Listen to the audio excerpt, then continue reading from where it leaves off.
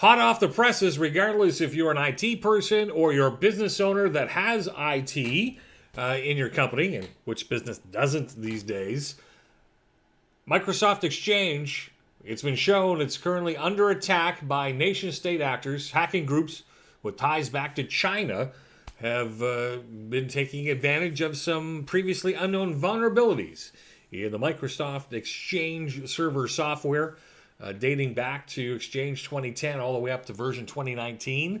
The online version, meaning Office 365, is apparently not impacted by this. But if you have your own Microsoft Exchange server in-house within your company, make sure your IT people are aware that there's some major security updates they need to get installed to help protect your company from having somebody eavesdropping on your email communications or using that as a stepping point to further attack within your company. All right. So there's an old saying, dry up your drip.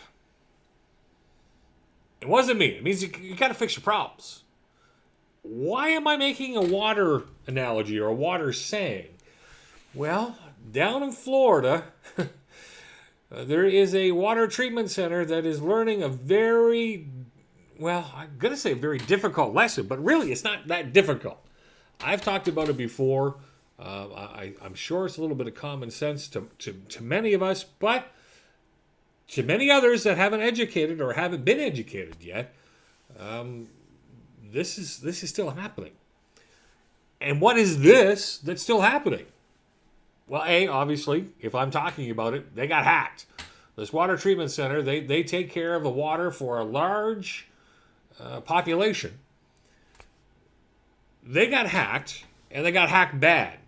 And when it got investigated by Homeland Security, because this is critical infrastructure, drinking water is kind of important.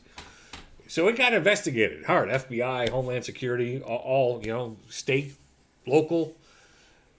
Well, it comes back that they're still running Windows 7 computers. You say, hey, Scott, who cares? It's Windows 7. Well, who cares is the fact that Windows 7 hasn't been supported by Microsoft. I think it's coming up on like 2 years. It might have even been longer.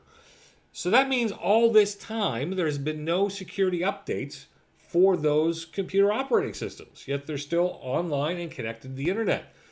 Why is this a problem, you ask? Great question. Glad you asked it. Microsoft every month, just as I kind of announced, like, hey, this Exchange issue that's out there now, Microsoft's got a patch for that.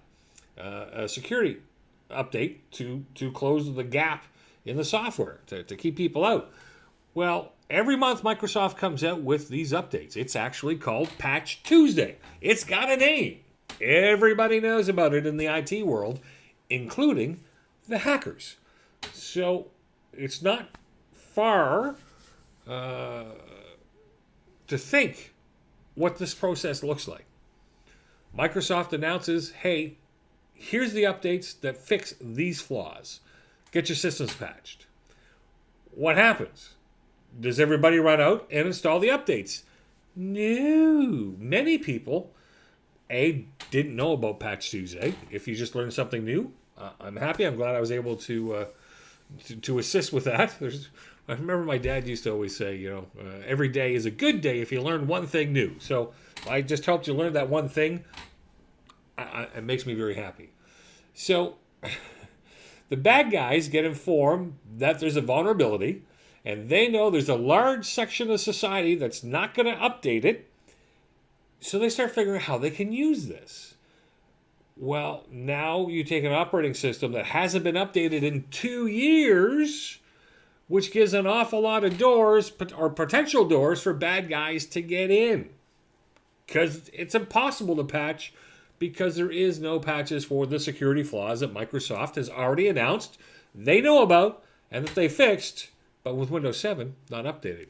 Okay, that's bad enough. That sucks. Turns out that on all the computers, same usernames, same passwords, the whole company, the whole thing. Once the bad guys got into one, they got into everything. So what do you think's being said now in the community about the CEO of that entity, about their employees? Were they stupid? Were they careless? Were they irresponsible not to have protected a vital infrastructure such as drinking water. I think there's arguments that you can make that there's some real problems there, that maybe they were careless and irresponsible, that they didn't bother worrying about that kind of thing. And, you know, there's a lot of laws, and I think that CEO is going to learn the hard way, and other senior management, that you've got some legal responsibilities to protect your client's data.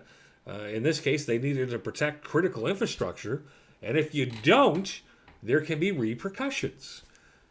I hate to say it. I'm using a lot of old sayings today, but you know, you're going to pay me now or pay me later, and that's kind of how hackers are looking at this.